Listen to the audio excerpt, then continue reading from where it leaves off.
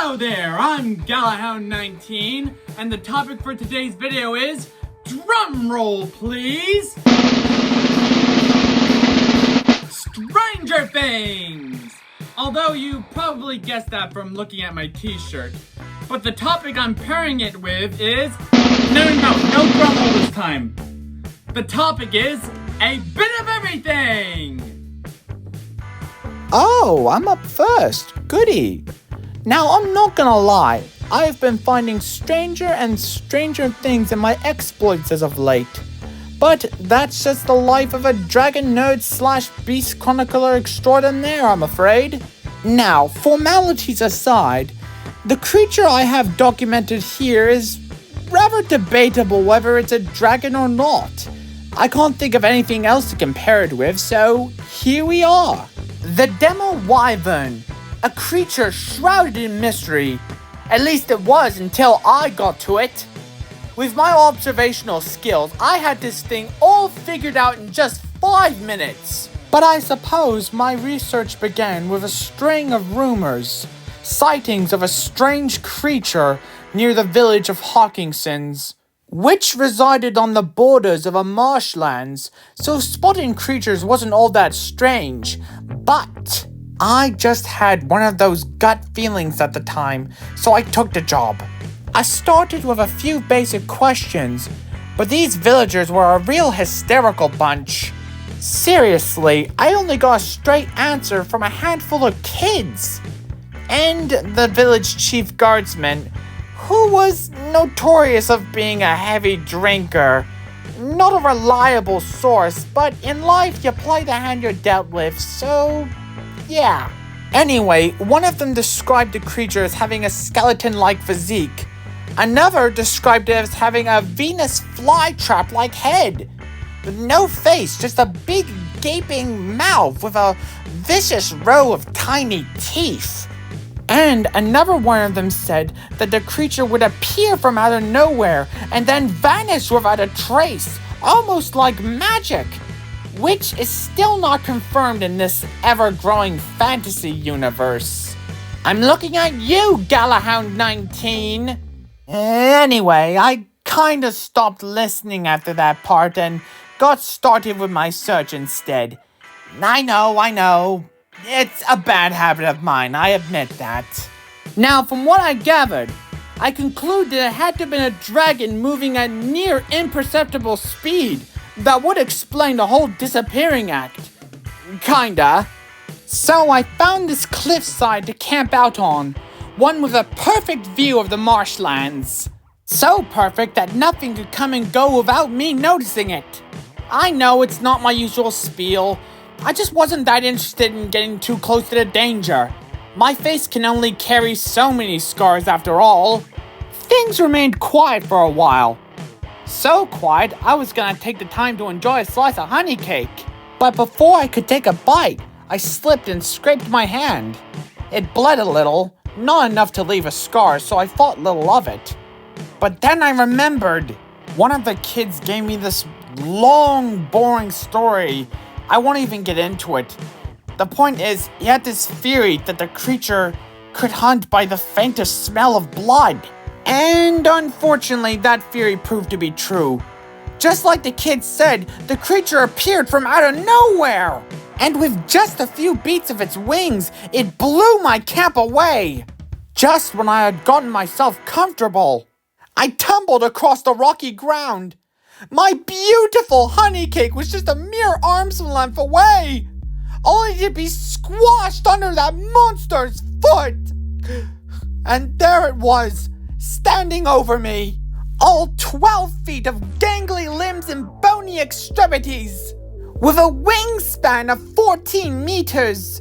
Instinctively, I leapt to my feet, drew my long sword, and had at it with the vicious thing. Why, I've battled and conquered far bigger beasties, but this one was proving to be real difficult. Where the creature was lacking in scales, I found its unusual bone structure to be surprisingly durable. Where my longsword was cutting gashes into its skin, it just wasn't enough to cause any lasting damage. The creature then whipped its tail at me, With one strike, it tore the leather armor off of my chest. I stumbled backwards and landed near my campfire. I grabbed a lit torch and thrusted it at the creature. Where most dragons have a resistance or even immunity to flames, this one did not. That's another little thing those kids told me. Clever little things they were. Anyway, as the creature reared back from the flames of my torch, I quickly grabbed my crossbow, lit the end of my arrow, and fired a flaming bolt right into the gaping mouth of that wretched dragon. While it was choking on the bolt and coughing up embers, I grabbed my longsword, and with one swing, I tore a massive gash into the creature's wing. It scraped across the cliffside and fell down to the marshlands below. Now that was a close call, even for my standards. The next morning, Francis, you need to wrap it up already. We're starting the next story. What? That's all the time I get? But I have so many more details to share.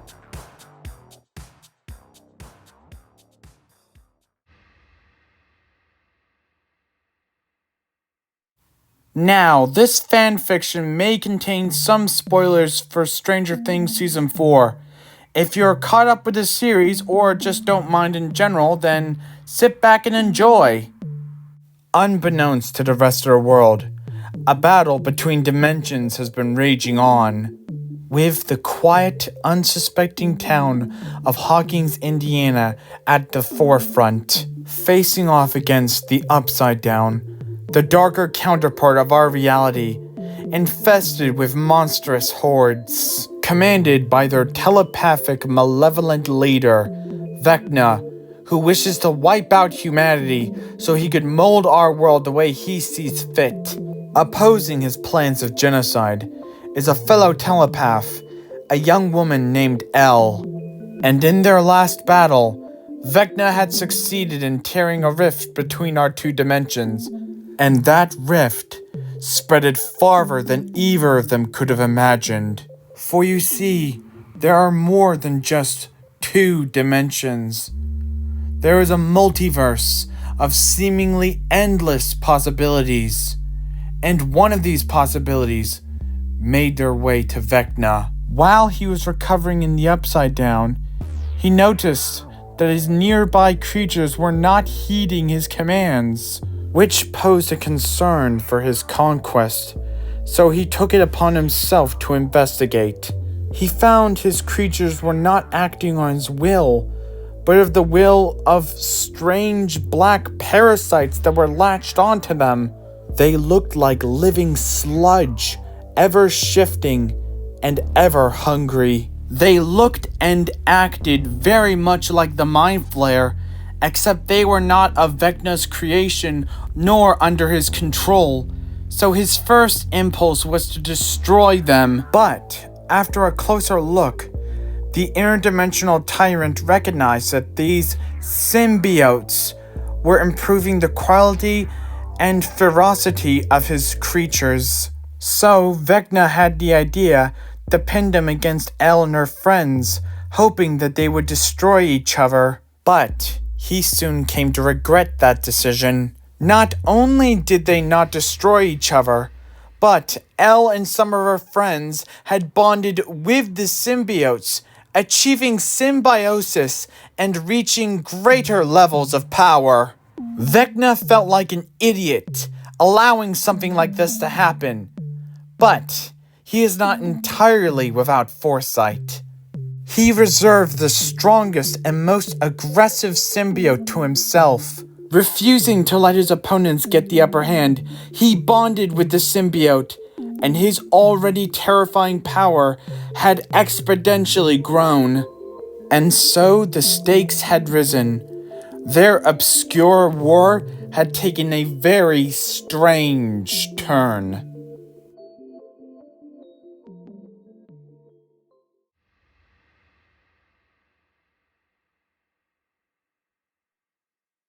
Now last, but certainly not least, we have Francis's honey cake? No wait, that's not right. Ah, here it is! the Mark 11 Telepathy Enhancement Armor. Now there's a real good story behind this one. It all began when a government cell, who will remain anonymous, discovered a real-life telepath. A little boy by the name of Henry Creelson. You heard correctly, a little boy, but one who had inherited great psychic kinetic powers. So great in fact, shortly after upon capture, they had some doctors go up the boy's nose and insert a microchip, one to inhibit his psychic kinetic powers. Now don't feel too bad about the lad. He was pretty much a child psychopath, killing people left, right, and center. Not kidding, he was making Michael Myers and Freddy Krueger look like a pair of Girl Scouts. But putting all that craziness to one side, the government cell were extremely interested in Henry's powers. But even with thorough examination on the boy's brain and DNA cells, they were sadly unable to replicate his mutation. At least that's what it was for the genetics front.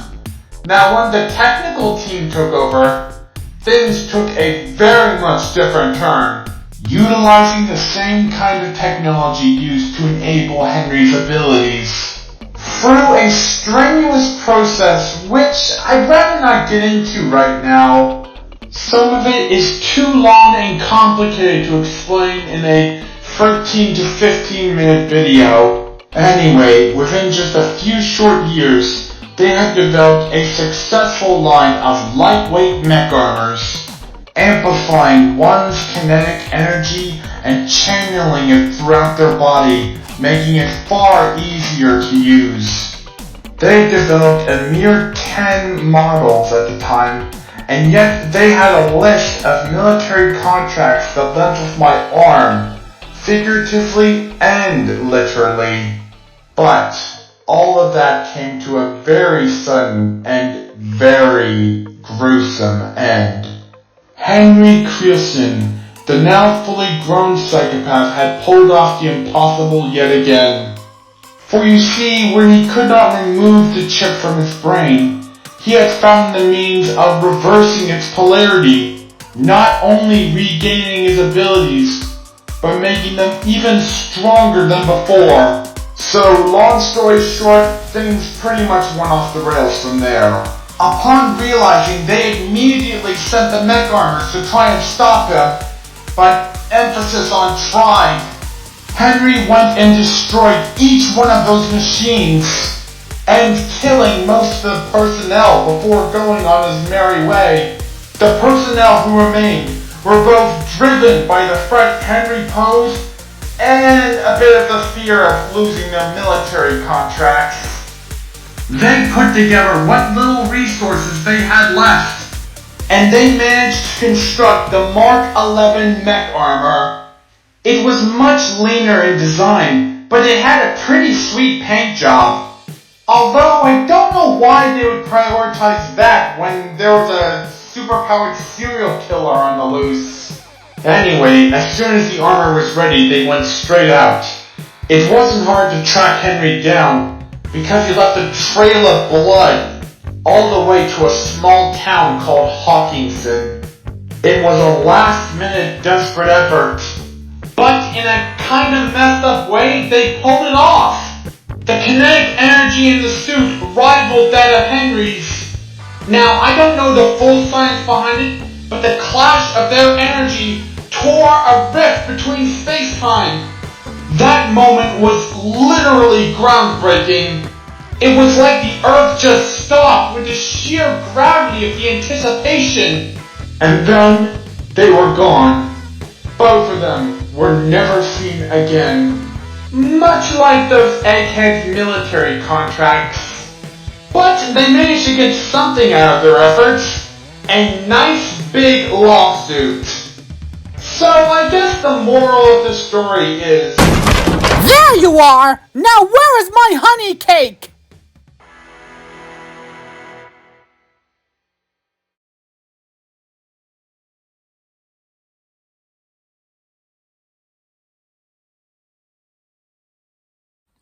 Oh boy, it's gonna be super hard to pick a favorite out of this lot.